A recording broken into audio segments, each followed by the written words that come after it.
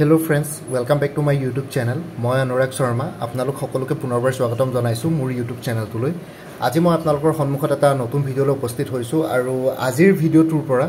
মই আপোনালোকৰ হৈতে কিছুমান MCQs ডিসকাস কৰিম। MCQs মানে মাল্টিপল চয়েস কোৱেশ্চনছ আপকামিং এক্সামছ বুলাকৰ কাৰণে এনেকুৱা নহয় যে এই MCQs তো অকল এটা পাৰ্টিকুলাৰ এক্সামৰ কাৰণে ইম্পৰ্টেন্ট হ'ব। মই এটো যেটো ইন্ট্ৰোডাক্টৰি ক্লাস হয় সো হেতু কাৰণে মই আপোনালোকক অলপ ডিটেইলছ কথাখিনি কৈ দিছো। নেক্সট টাইমৰ পা এইখিনি কথা নকওঁ আৰু ডাইৰেক্ট সাবজেক্ট মেটাৰটোলে যাম। ইয়াতে মই এটা সেপাৰেট প্লেলিস্ট ক্ৰিয়েট কৰি থম। প্লেলিস্টৰ লিংকটো এই ভিডিওটোৰ ডেসক্ৰিপচনত দি দিম। আপোনালোকে সেই প্লেলিস্টটো সেভ কৰি থৈ দিব সো দ্যাট এনেকুৱা ধৰণৰ কোৱেশ্চনছ বিলাক পাই থাকে কম্পিটিটিভ এক্সামছ বিলাকৰ কাৰণে প্ৰিপাৰেচন কৰিবৰ কাৰণে। সো ইয়াতে যোনটো আছে ইয়াতে আমাৰ টাৰ্গেট হৈছে APSCৰ যিকোনো upcoming exams like child development project officer CDPO, tourism development officer, assistant accounts officer যোনটো APDCL ASDCL ওলাইছে, ৰিসাৰ্চ এসিস্ট্যান্ট, কম্পিউটাৰ অপাৰেটৰ, বিভিন্ন ধৰণৰ APSCৰ যিমানবিলাক পৰীক্ষা আছে including combined competitive examination preliminary ঠিক আছে। সো ইয়াতে APSCৰ তাইছা ADRE, Assam direct recruitment, Assam police, DHS, DME আৰু অন্যান্য কম্পিটিটিভ এক্সামছ বিলাক এই কোৱেশ্চনছ বিলাকৰ থ্ৰুৱেদি কভাৰ হ'ব। আৰু ইয়াতে ল্যাঙ্গুৱেজ ইংলিশ আৰু আসামিজ এটো কাৰণে লিখিছো এনে MCQs খিনি মানে কোৱেশ্চনছ খিনি ইংলিশতে থাকিব কিন্তু মই অসমীয়াত ডিক্টেট কৰি থাকিম। সো আপোনালোকে কোনবাৰ যদি কাৰোবাৰ যদি ইংলিশ বুজি পোৱাত যদি অলপ সমস্যাও হয় অলপ প্ৰবলেম ফেস কৰে তথাপিতো মই অসমীয়াত কৈ দিলে মানে আপোনালোকে বুজি পাব বস্তুখিনি ঠিক আছে। ইয়াতে মোস্ট ইম্পৰ্টেন্ট কোৱেশ্চনছ এক্সপ্লেনেশ্যন আৰু এনালাইসিছৰ হৈতে শেয়াৰ কৰিম। ইয়াতে অকল কোৱেশ্চন আৰু এনসাৰ্স নহয় ইয়াতে আপোনালোকে ডিটেইলছ পাব কাৰণ এটা কোৱেশ্চনৰ আন্ডাৰতে আপোনালোকে 10টা মান কোৱেশ্চনছ ইয়াতে বিচাৰি উলিয়াব পাৰিব। সো আহক সেশনটো স্টাৰ্ট কৰো। ফাৰ্স্ট কোৱেশ্চনটো ঠিক আছে ইয়াতে কোৱেশ্চন এটা দিয়া আছে এনেকুৱা নহয় যে একেদিনাই গোটেইবিলাক কোৱেশ্চনছ কভাৰ কৰিম। ইয়াতে কোৱেশ্চনছ একেবাৰে লিমিটেড থাকিব কিন্তু এটা কোৱেশ্চনছৰ আন্ডাৰতে আপোনালোকে এটা কোৱেশ্চনৰ থ্ৰুৱেদি আপোনালোকে 10টা মান কোৱেশ্চনছ ইয়াতে বিচাৰি পাব। তো সো সেশনটো স্টাৰ্ট কৰো। সো আপোনালোকে গম পাব চাই থাকক ভিডিওটো। সো ফাৰ্স্ট কোৱেশ্চনটো doctor Bhupen Hazarika has completed his PhD in mass communication from Columbia University of USA. What was his subject title? ঠিক আছে। সো ফাৰ্স্ট কোৱেশ্চনটো আপোনালোকৰ ইয়াতে সুধিছে ডক্টৰ ভূপেন হাজৰিকাই তেওঁৰ PhD কমপ্লিট কৰিছিল মাছ কমিউনিকেশ্যনত USA ইউনাইটেড ষ্টেটছ অফ আমেৰিকাৰ কলম্বিয়া ইউনিভাৰ্চিটিৰ পৰা। তেওঁৰ সেই PhD যোনটো মাছ কমিউনিকেশ্যন যোনটো PhD কৰিছিল সেই PhDৰ সাবজেক্ট মেটাৰটো সাবজেক্ট টাইটেলটো কি আছিল আমাৰ অপচনছ আছে। Option A music and education in India, option B mass communication and education, option C role of mass communication in adult education in India আৰু none of the above. So আপোনালোকৰ ইয়াতে যদি আমি যদি এনসাৰ যদি চাওঁ তেতিয়াহলে আপোনালোকে দেখিব ইয়াতে এনসাৰটো যদি চাওঁ তেতিয়াহলে এনসাৰটো হ'ব roll of mass communication in adult education in India ঠিক আছে। অপশন C টো কাৰেক্ট এনসাৰ হ'ব। Doctor Bhupen Hazarika has completed his PhD in mass communication from Columbia University of USA আৰু তেওঁৰ সাবজেক্ট টাইটেলটো হ'ল roll of mass communication in adult education in India. So option C will be the correct answer for this question. আৰু ইয়াতে যদি আৰু যদি extra information চাওঁ এতিয়া কোৱেশ্চনটোৰ আন্ডাৰত বহুতখিনি ইনফৰমেশন থাকে যোনখিনি পৰীক্ষাত প্ৰশ্ন হিচাপে আপোনালোকৰ আহি যাব পাৰে মানে কোৱেশ্চন হিচাপে আপোনালোকৰ পৰীক্ষাত সুধি দিব পাৰে। সো সেই এক্সট্ৰা ইনফৰমেশনখিনি এতিয়া আমি চাম। এক্সট্ৰা ইনফৰমেশনখিনি এতিয়া চাম। সো আপোনালোকে ইয়াতে দেখিছে এক্সট্ৰা ইনফৰমেশনখিনি ৰ'ব দেই 1 মিনিট। সো এতিয়া এক্সট্ৰা ইনফৰমেশনখিনি চাওঁতে আমি অকমান ইয়াতে হেৰি হাইলাইট কৰি লৈছো। ইনফৰমেশনটো হ'ল ডক্টৰ ভূপেন হাজৰিকা জন্ম হৈছিল 8 ছেপ্টেম্বৰ 1926 1926 চনৰ 8 ছেপ্টেম্বৰ দিনাখন তেওঁ জন্ম হৈছিল। তেতিয়া হদিয়াত জন্ম হৈছিল। ব্ৰিটিছ ইণ্ডিয়াত আছিলে অসমৰ হদিয়াত আৰু এতিয়া হদিয়াখন তিনচুকীয়া ডিষ্ট্ৰিক্টত পৰে ঠিক আছে। এইটো বস্তু মনত ৰাখিব কেতিয়াবা সুধিব পাৰে ডক্টৰ ভূপেন হাজৰিকা কোন চনত জন্ম হৈছিল ডাইৰেক্টলি প্ৰিসাইজলি ডেটটো নাহে কিন্তু ইয়াৰটো কেতিয়াবা আহি যায় পৰীক্ষাত আৰু লগতে প্লেসটো আহি যায়। সো হদিয়া হ'ব এটা তিনচুকীয়া ডিষ্ট্ৰিক্টত পৰে হদিয়া আৰু একেবাৰে ইষ্টাৰ্ণ মোষ্ট পইণ্টটো পৰে অসমৰ one of the eastern most point হয় অসমৰ। একেবাৰে যদি ইষ্টাৰ্ণ মোষ্ট সাইডে যাওঁ তেতিয়াহ'লে অৰুণাচলৰ বৰ্ডাৰতে আছে আৰু হদিয়াখন ধলা হদিয়া ব্ৰিজখনৰ কথাটো জানেই ডক্টৰ ভূপেন হাজৰিকা হেতু কাৰণে দিয়া হৈছে কাৰণ তাতে হদিয়াত আছে ব্ৰিজখন আৰু ডক্টৰ ভূপেন হাজৰিকাৰ জন্ম হদিয়াত হৈছিল। এইটো এটা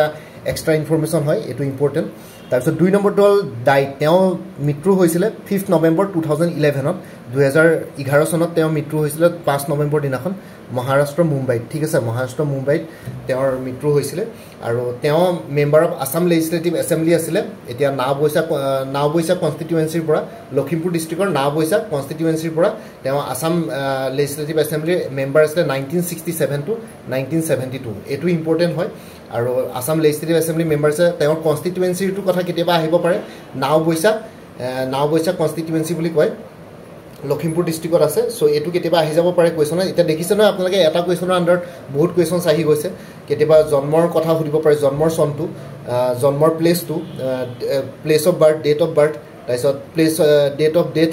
প্লেস অফ ডেথ ঠিক আছে সো তেনেকৈ 4-5টা কোৱেশ্যনছটো ইয়াতে ওলাই গ'ল সো তেওঁ মেম্বাৰ আছে নাবৈছা কনষ্টিটুৱেন্সি লখিমপুৰৰ পৰা এটো বস্তু ইম্পৰ্টেন্ট হয় কেতিয়াবা সুধি দিব পাৰে কোৱেশ্যনত আৰু 1967 ৰ পৰা 1972 লকে তেওঁ আসাম লেজিসলেটিভ এছেম্বলিৰ মেম্বাৰ আছিল এটো মনত ৰাখিব 1967 টু 1972 ঠিক আছে সো এই বস্তুটো মনত ৰাখিব আৰু তেওঁৰ ইলেকশ্যন সিম্বল আছিল ডক্টৰ ভূপেন হাজৰিকাৰ ইলেকশ্যন সিম্বল কি এটো আই থিংক কোনবা এপিএসসিৰ আগতে প্ৰিভিয়াছ ইয়াৰ কোৱেশ্যনত আহিছিল তেওঁৰ ইলেকশ্যন সিম্বলটো হ'ল বাইসাইকেল ঠিক আছে এটো বস্তু মনত ৰাখিব তেওঁৰ ইলেকশ্যন সিম্বলটো হ'ল বাইসাইকেল তাৰপিছত আহি গ'ল বেষ্ট মিউজিক ডাইৰেক্টৰ এৱাৰ্ড পাইছিলে 1975 ত national film awards for the film Chameli মেমছাবৰ কাৰণে নেশ্যনেল ফিল্ম এৱাৰ্ডছৰ আন্ডাৰত 1975 চনত তেওঁ বেষ্ট মিউজিক ডাইৰেক্টৰ এৱাৰ্ড পাইছিলে ডক্টৰ ভূপেন হাজৰিকাই সো সিনেমাখনৰ নাম সামেলি মেমছাব চনটো হ'ল 1975 নেশ্যনেল ফিল্ম এৱাৰ্ডছৰ best director best music director কেটেগৰীত তেওঁ এই এৱাৰ্ডটো পাইছিলে সো এটো বস্তু মনত ৰাখিব এটো পৰীক্ষাত প্ৰায় আহি থাকে সো হেতু কাৰণে মই আপোনালোকৰ সৈতে শেয়াৰ কৰিলো তাৰপিছত নেক্সট ইনফৰমেশ্যনখিনিলৈ গৈছোঁ নেক্সট ইনফৰমেশ্যনখিনি হ'ল তেওঁ 2019 ত ভাৰত ৰত্ন দিয়া হ'ল পোষ্টহেমাছলি দিয়া হ'ল পোষ্টহেমাছলি মানে মৃত্যুৰ পিছত যেতিয়া কিবা এটা ৰিকগনিশ্যন দিয়ে এৱাৰ্ড দিয়ে তেতিয়াহ'লে এইটো পোষ্টহেমাছলি বুলি কোৱা হয় সো পোষ্টহেমাছলি তেওঁ ভাৰত ৰত্ন দিয়া আছিল 2019 চনত এইটো বস্তু মনত ৰাখিব তাৰপিছত পদ্মা বিভূষণ পাইছিলে 2012 চনত হেতু পোষ্টহেমাছলি পাইছিলে কাৰণ 2011 চনত তেওঁৰ মৃত্যু হৈছিলে সো 2012 চনত পদ্মা বিভূষণ পাইছিলে পদ্মা ভূষণ পাইছিলে 2001 ত পদ্মশ্ৰী পাইছিলে 1977 ত আৰু আপোনালোকে ক্ৰনলজিক্যাল অৰ্ডাৰ যদি এই সিভিলিয়ান এৱাৰ্ড গিটা চাই সো এবাৰ কমেন্ট সেকশনত জনাওক ক্ৰনলজিক্যাল অৰ্ডাৰ সিভিলিয়ান এৱাৰ্ডছ গিটা কেনেকুৱা হ'ব প্ৰথমতে কোনটো এৱাৰ্ড আহিব তাৰপিছত ক্ৰনলজিক্যাল অৰ্ডাৰ প্ৰথমৰ পৰা শেষলৈকে কেনেকুৱা হ'ব মোৰ কমেন্ট সেকশনত জনাওক আপোনালোকে ক্ৰনলজিক্যাল অৰ্ডাৰ এই সিভিলিয়ান এৱাৰ্ডছ গিটা কেনেকৈ হয় প্ৰথমতে কি আহে ভাৰত ৰত্ন আহে নে পদ্মা বিভূষণ আহে নে পদ্মা ভূষণ আহে নে পদ্মশ্ৰী আহে তেনেকৈ ক্ৰনলজিক্যাল অৰ্ডাৰ গুটেগিটা লিখক কাৰণ এই ভাৰত ৰত্ন পদ্মা বিভূষণ পদ্মভূষণ পদ্মশ্ৰী গুটেগিটা আপোনালোকৰ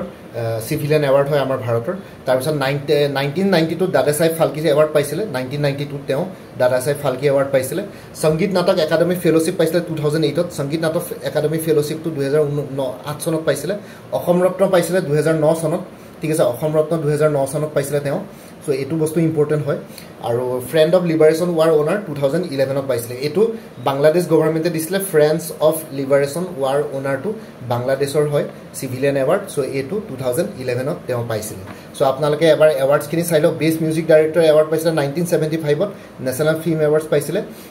ফিল্ম এৱাৰ্ডছৰ বেষ্ট মিউজিক ডাইৰেক্টৰ কেটেগৰীত পাইছিলে 1975 ত সামেলি মেমছাবৰ কাৰণে ভাৰত ৰত্ন পাইছিলে 2019 চনত পোষ্টহেমাছলি পদ্মা বিভূষণ পাইছিলে 2012 চনত পোষ্টহেমাছলি কিন্তু পদ্মা ভূষণ আৰু পদ্মশ্ৰী আগতে পাইছিলে 2001 চনত আৰু 1977 চনত দাদা সাহেব ফাল্কে এৱাৰ্ড পাইছিলে 1992 ত সংগীত নাটক একাডেমি ফেলোশ্বিপ পাইছিলে 2008 ত আৰু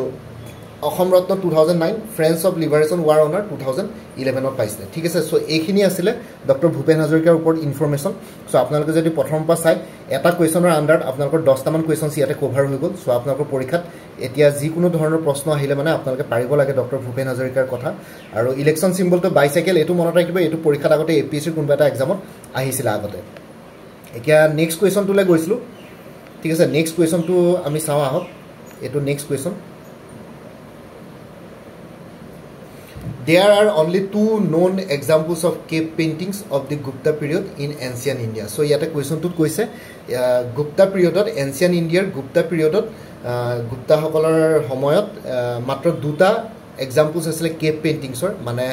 guhar majot kora painting or matro duta known examples asile. So, yata question to hetu koise one of these is the paintings of Ajanta caves. এটা তো হল পেইন্ট অজন্তা কেভছত থকা পেইন্টিংস বিলাক আৰু বাকি অন্য আৰু এটা দুটা যেহেতু কৈছে কোৱেশ্যনটো এটা প্ৰথম লাইনটোতে দেখিছে there are 2 known examples of cave paintings of the Gupta period in ancient period so ইয়াতে 2 known বুলি কৈছে এটা তো হল আপোনালোকৰ ইয়াতে এটা ওয়ান অফ দিস বুলি যদি কৈছে ওয়ান অফ দিস এটা অজন্তা কেভছত আছে পেইন্টিংস আৰু দ্বিতীয়টোৰ কথা হৈছে what is the other surviving examples of Gupta paintings তো ইয়াতে এনসাৰটো কি হ'ব Bagh caves Nasik caves Ellora caves Lomas Rishi caves so ইয়াতে এনসাৰটো হ'ব বাঘ কেভছ ঠিক আছে বাঘ কেভছত সেকেন্ডটো আছে প্ৰথমটো হ'ল অজন্তা কেভছ আৰু দ্বিতীয়টো হ'ল বাঘ কেভছ অজন্তা কেভছ আৰু ইলোৰা কেভছ যেটো মহাৰাষ্ট্ৰত আছে বহুতে অজন্তা কেভছৰ পাছত সেকেন্ড এক্সাম্পলটো এলোৰা কেভছ বুলি মাৰি দিব পাৰে কিন্তু এইটো ভুল হ'ব অপশ্যন বাঘ কেভটো কাৰেক্ট হ'ব ঠিক আছে এইটো বস্তু আপোনালোকে মনত ৰাখিব বাঘ কেভছ হয় there two known examples of cave paintings of the Gupta period in ancient India one of this is the paintings of Ajanta caves where is the other surviving examples of the Gupta paintings তো এনচাৰটো হ'ব Bagh caves তো এইটো correct answer so এতিয়া আমি ইনফৰমেশ্যনলৈ যাম information বাঘ কেভছৰ কথা যদি ইনফৰমেশ্যন চাওঁ তেতিয়াহ'লে আপোনালোকে স্ক্ৰীনত দেখিব ইনফৰমেশ্যন কিছুমান শ্বেয়াৰ কৰিছোঁ সো বাঘ কেভটোৰ কথা হ'ল দি বাঘ caves R A group of 9 rock cut monuments situated among the southern slopes of the Vindhyas in Bagh town of Dhar district in Madhya Pradesh state in central India ঠিক আছে বাঘ caves বিলাক এটা 9টা rock কাট মনুমেণ্টছৰ গ্ৰুপত আছে group হয় 9টা rock কাট মনুমেণ্টছৰ group হয় মানে হিলেৰে কাটা হিলেৰে নিৰ্মিত কৰা মনুমেণ্টছ হয় সাউথাৰ্ণ ভিন্ডিয়াটোৰ সাউথাৰ্ণ স্লোপত আছে আৰু বাঘ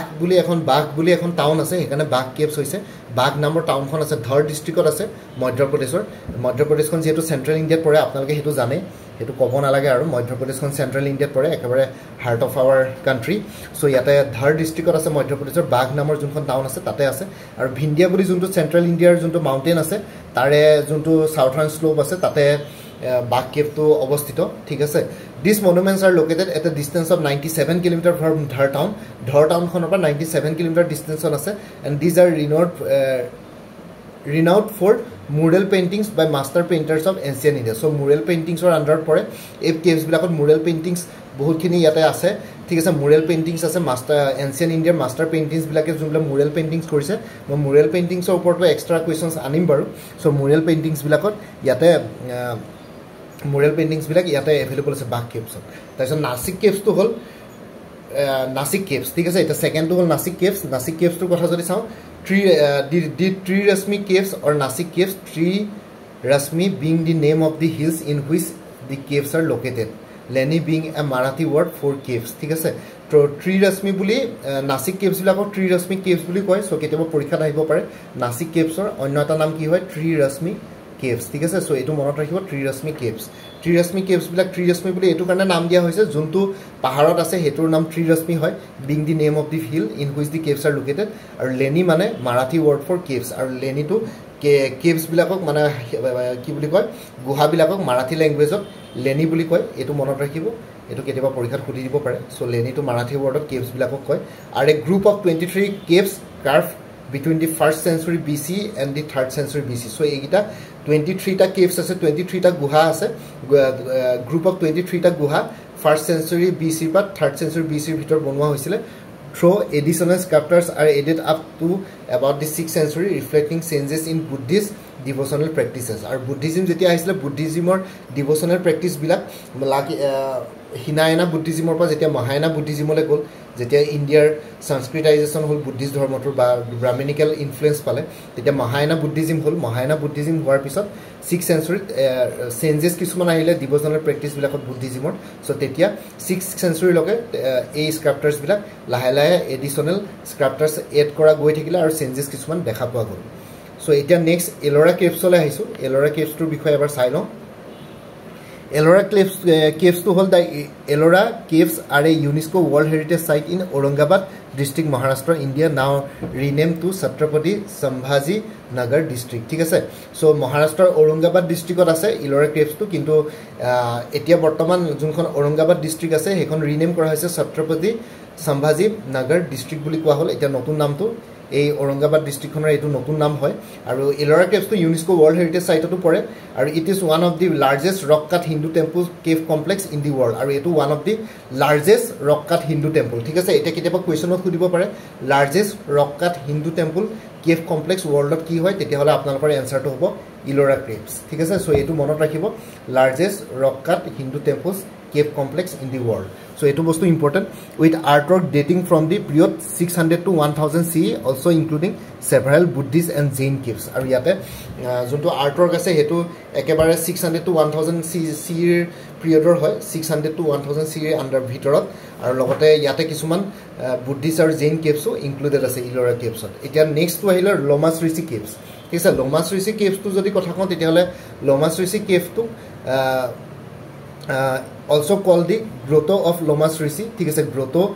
grotto of Lomas Rishi বুলি কোৱা হয় is one of the man made Barabar caves এটা man made Barabar caves হয় in the Barabar and Nagarjuni Hills of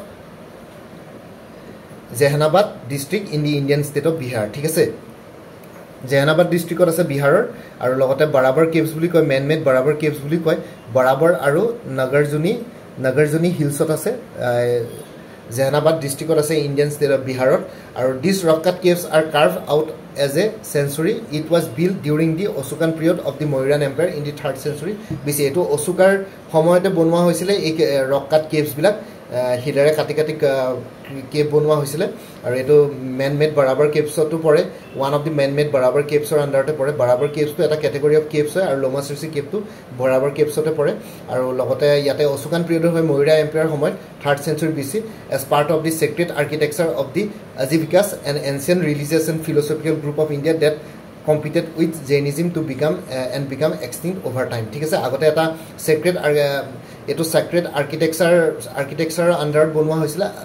Ajivikas এটা ancient religious আৰু philosophical group আছিল ইণ্ডিয়াত সো এটো গ্ৰুপ এতিয়া বৰ্তমান জেনিজিমৰ লগত কম্পিট কৰিবৰ কাৰণে সেই গ্ৰুপটো ক্ৰিয়েট কৰা হৈছিল কিন্তু এতিয়া বৰ্তমান ওভাৰ টাইমৰ পিছত এক্সটিংট হৈ গ'ল হেতু নাইকিয়া হৈ গ'ল Ajivikas যোনটো গ্ৰুপ আছিল এই গ্ৰুপটো এতিয়া বৰ্তমান নাইকিয়া হৈ গ'ল একেবাৰে এক্সটিংট হৈ গ'ল কিন্তু জেনিজিমটো এতিয়া বৰ্তমান আছে ঠিক আছে সো এইখিনি আছিল এতিয়া আপোনালোকে ইয়াতে কোৱেশ্চনটো দুটাই দেখিলে কিন্তু মই যদি গুটেইখিনি যদি ইনফৰমেশন চাও তেতিয়ালে আপোনালোকে বহুতখিনি ইম্পৰ্টেন্ট পাই গ'ল ডক্টৰ ভূপেন হাজৰিকাৰ কথা বহুত ইম্পৰ্টেন্ট ইনফৰমেশন পাই গ'ল আৰু লগতে আপোনালোকৰ কি বুলি কয় এজন্তা কেভছ আৰু ইলোৰা কেভছ বাক কেভছ নাসিক কেভছ লোমাশ্ৰিসি কেভছ ঠিক আছে এইবোৰ বস্তুৰ ওপৰতো আপোনালোকে এক্সট্ৰা ইনফৰমেশন কিছুমান এডিশনাল ইনফৰমেশন পাই গ'ল আৰু এপিএসসি এতিয়া স্টেটমেন্ট বেস কোৱেশ্চনছ খুদিলেও মানে এইবিলাক বস্তু পাৰিব আৰু লগতে আপোনালোকৰ যদি কেতিয়াবা যদি ডাইৰেক্ট কোৱেশ্চনো খুদে এটা ধৰক কোনটো কেভক ধৰক ত্ৰিৰাশ্মি কেভ বুলি কয় তেতিয়ালে নাসিক কেভছ বুলি ক'ব নাসিক কেভছ কোত আছে মহাৰাষ্ট্ৰত আছে ঠিক আছে বাক কেভছ কোত আছে হেখন মধ্য প্ৰদেশত আছে সেন্ট্ৰেল ইণ্ডিয়াত ভিন্দিয়া মাউন্টেন ৰেঞ্জত পৰে ঠিক আছে সো এনেকুৱা ধৰণৰ আৰু কোনটো cave UNESCO world heritage site হয় সো ইলোৰা কেভছ হ'ব সো এনেকে ধৰণৰ আপোনালোকে ইনফৰমেশন বিলাক পাই গ'ল সো এতিয়া ডাইৰেক্ট কোৱেশ্চনছ এডিআৰই আসাম পুলিচত বা ডিএসএস ডিএমএত যদি ডাইৰেক্ট কোৱেশ্চন আহে তেতিয়ালে ডাইৰেক্টলি কোৱেশ্চন আহিব আৰু এপিএসসি যদি স্টেটমেন্ট বেস কোৱেশ্চনছ আহে তেতিয়াও আপোনালোকে এইখিনি বস্তু এনসাৰ দিব পাৰিব সো আই হোপ সেশনটো আপোনালোকৰ চাই ভাল লাগিলে যদি আপোনালোকৰ পৰা ভাল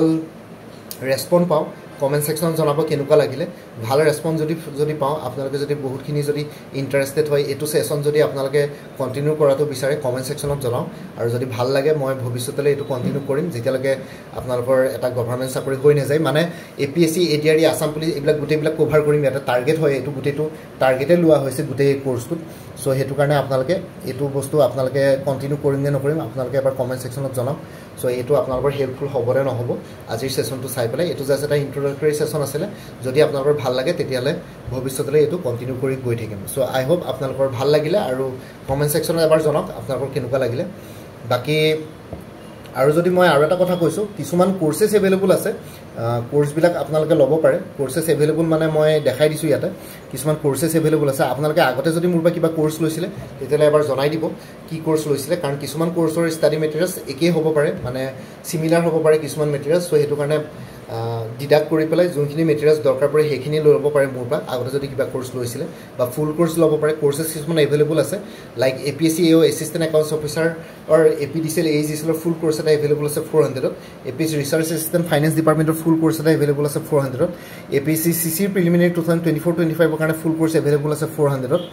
ঠিক আছে আৰু APSC child development project officer সিডিপিৰ কাৰণে ফুল কোৰ্স এভেইলেবল আছে জেনাৰেল ইংলিছ আৰু জেনাৰেল নলেজ পেপাৰ কিখনৰ কাৰণে 300 আসাম ডাইৰেক্ট ৰিক্ৰুটমেন্ট এডিআৰই 2.0 ৰ ফুল কোৰ্স এভেইলেবল আছে 350 উমেন এণ্ড চাইল্ড ডেভেলপমেন্টৰ ষ্টেটিষ্টিকেল এসিস্টেন্টৰ ফুল কোৰ্স এটা এভেইলেবল আছে 350 আসাম পুলিচ এসআই কনষ্টেবলৰ অন্যান্য পোষ্ট বিলাকৰ কাৰণে ফুল কোৰ্স এভেইলেবল আছে 350 এপিএসসি কম্পিউটাৰ অপাৰেটৰ ফুল কোৰ্স এভেইলেবল আছে 300 এপিএসসি টুৰিজম ডেভেলপমেন্ট অফিচাৰৰ ফুল কোৰ্স এভেইলেবল আছে 300 এপিএসসি মটৰ ভেহিকল ইন্সপেক্টৰৰ জেনাৰেল ষ্টাডিজৰ যোনখন পেপাৰ আছে তাৰ কাৰণে ফুল কোৰ্স এভেইলেবল আছে 400 আৰু ইয়াত যোনখিনি কোৰ্সেস আছে হেখিনি এমসিকিউ বেস কোৰ্স হয় স্টেটমেন্ট বেস কোৱেশ্চনছও আছে যত নেসেসাৰি ম্যাথছ ৰিজনিং খিনি স্টেপ বাই স্টেপ এক্সপ্লেনেশন ফৰ্মুলা পাব যত এক্সপ্লেনেশন লাগে এক্সপ্লেনেশন পাব কাৰেন্ট এফেয়াৰ্স খিনি এক্সপ্লেনেশন পাব আৰু কাৰেন্ট এফেয়াৰ্স খিনি আপোনালোকে এবাৰ কোৰ্স ললে মানে লাইফ টাইমৰ কাৰণে কাৰেন্ট এফেয়াৰ্স পাই থাকিব জাস্ট আপোনালোকে মোৰ WhatsAppত এটা ৰিমাইন্ডাৰ মেছেজ দিলে হ'ল প্ৰত্যেক মাহৰ এতিয়া বৰ্তমান কাৰেন্ট এফেয়াৰ্স 2023 জানুৱাৰী পা 2024 জুনলৈকে কভাৰ কৰা হৈছে এতিয়া জুলাই মাহটো জাস্ট বিগিনিং হৈছে আজি 8 তাৰিখ হৈছে সো জুলাই মাহটো কমপ্লিট হোৱাৰ পিছত আগষ্টৰ 2 বা 3 তাৰিখে আপোনালোকে জুলাই মাহৰ কাৰেন্ট এফেয়াৰ্স কিনো পাই যাব তাৰ কাৰণে জাস্ট মোক WhatsAppত এটা ৰিমাইণ্ডাৰ মেছেজ দিলে হ'ল একদম বিগিনিং অফ দি মান্থ ঠিক আছে এটা ৰিমাইণ্ডাৰ মেছেজ দি দিব হোৱাটছএপত প্ৰত্যেক মাহৰ বিগিনিঙতে তেতিয়া মই আপোনালোকক জুলাই মাহৰ কাৰেণ্ট এফেয়াৰ্ছটো আগষ্টৰ মাহত দি দিম আৰু কোৰ্চটো কিনাৰ লগে লগে আপোনালোকে কাৰেণ্ট এফেয়াৰ্ছ লাইফ টাইমৰ কাৰণে পাই থাকিব আৰু কোনোবা যদি ইণ্টাৰেষ্টেড কেণ্ডিডেটছ আছে তেতিয়াহ'লে ইয়াতে যোনটো হোৱাটছএপ নাম্বাৰ দিয়া আছে এই হোৱাটছএপ নাম্বাৰটোত মেছেজ কৰি জনাওক আপোনালোকক কোনটো কোৰ্চ লাগে এই কোৰ্চখিনিৰ ডিটেইলছ এই ভিডিঅ'টোৰ ডেছক্ৰিপশ্যন আৰু কমেণ্ট ছেকশ্যনটো দি দিছোঁ আৰু লগতে আৰু এটা কথা কৈ দিছোঁ আপোনালোকক এই যোনটো হোৱাটছএপ নাম্বাৰ দিয়া আছে সেই হোৱাটছএপ নাম্বাৰটো অনুগ্ৰহ কৰি কল নকৰিব এইটো জাষ্ট হোৱাটছএপ মেছেজৰ কাৰণে এভেইলেবল কলৰ কাৰণে এভেইলেবল নহয় আৰু লগতে 9706557851 এই হোৱাটছএপ নাম্বাৰটো মোক মেছেজ কৰি জনাওক আপোনালোকক কোনটো কোৰ্চ লাগে সেইটো মতে মই আপোনালোকক